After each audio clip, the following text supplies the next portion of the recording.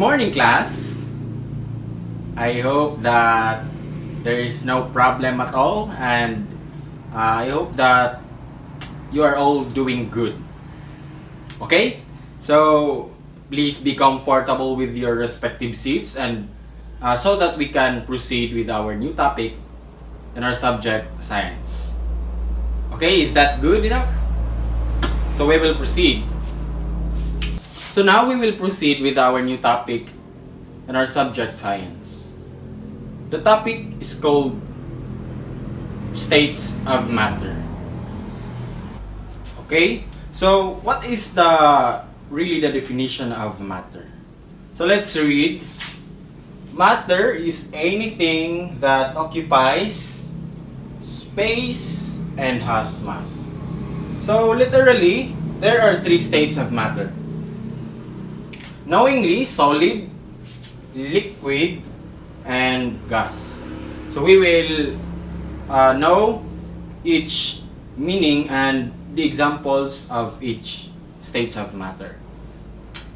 Okay, so solid. What do you think is solid? Solid is composed of tightly packed particles. A solid will retain its shape. The particles are not free to move around. So when we talk about composed of tightly packed particles, so for example, this is particle. So every particle in the states of matter solid, every particle is tightly close to each other, and they cannot move freely because they are so close with each other.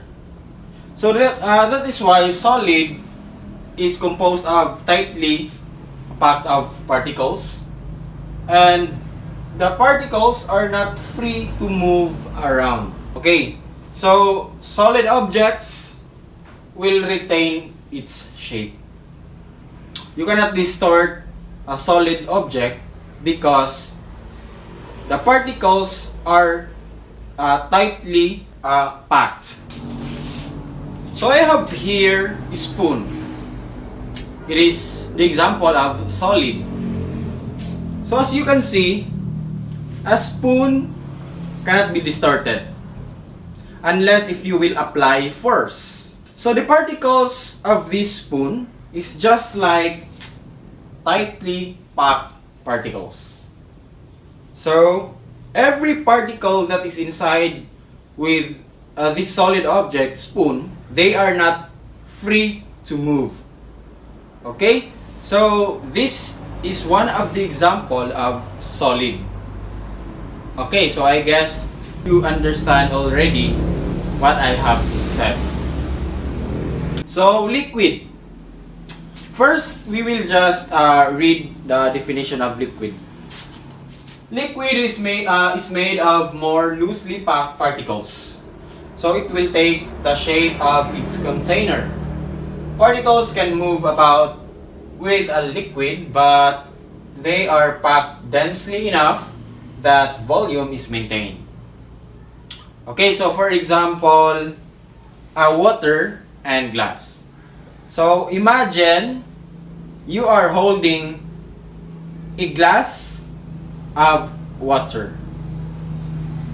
So the water, every particles in the water is loosely packed particles, and that it will take the shape of its container. So imagine putting a water into a glass. So the water will form like a glass simply because particles can move about with a liquid, but they are packed densely enough that volume is maintained. Okay? So just another example. If you will get a water and a bottle, if you will put the water into the bottle, the water will form a bottle.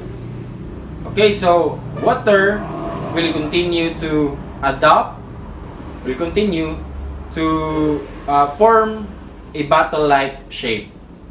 So that is why every particles in the water is loosely packed particles.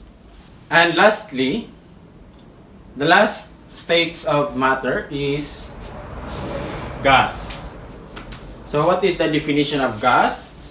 Gas is composed of particles packed so loosely that it has neither a defined shape nor a defined volume.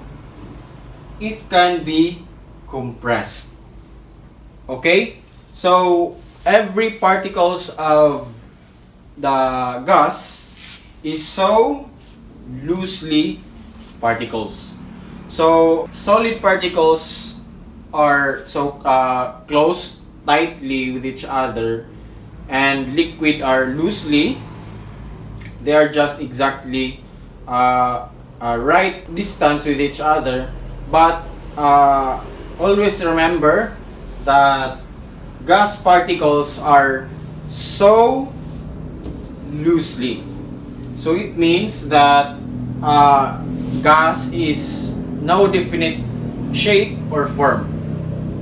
Okay, for example, helium. Helium has no form. Either you cannot see the helium.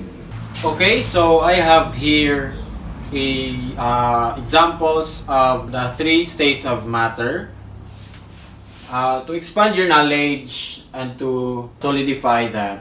So I have here three examples of solid objects. Okay, so cell phone. So cell phone is one of the example of solid objects because every particles that is in the inside this object, cell phone, is so tightly packed particles. Okay, so another stone. You cannot distort a stone unless you will break it or you will apply force. So they are the same. Another is pencil. So pencil is a solid example of a solid. Okay, so the particles of pencil is packed tightly. Okay, so at the same time, there are two examples of liquid here. So one is oil and two is water. So we already know that if we put oil or water or anything liquid to a glass or a bottle, the liquid will also form a glass or bottle. Okay, so the particles of water and oil is loosely particles. Okay, so we will also proceed to the example of gas. You cannot see air, that is why it is called gas. No, air has no definite shape nor a form. Also the carbon dioxide. So in smoke in a factory or smoke of vehicles, it has no shape nor a form. So in short, gas has no form, has no shape. But again, it can be compressed. So for example, an oxygen tank. So the inside of the oxygen tank is oxygen. So therefore, gases can be compressed. So I guess that's all. And I hope that you have learned something about our topic for today, the states of matter. So as a recap, there are three states of matter, namely solid, liquid, and gas. The example of solid is stone, cellular phone, pencil, or any objects. And also, the example of liquid is milk, oil, or water. So also the example of gas are air, oxygen, helium, and others. Okay? So, thank you for listening. God bless.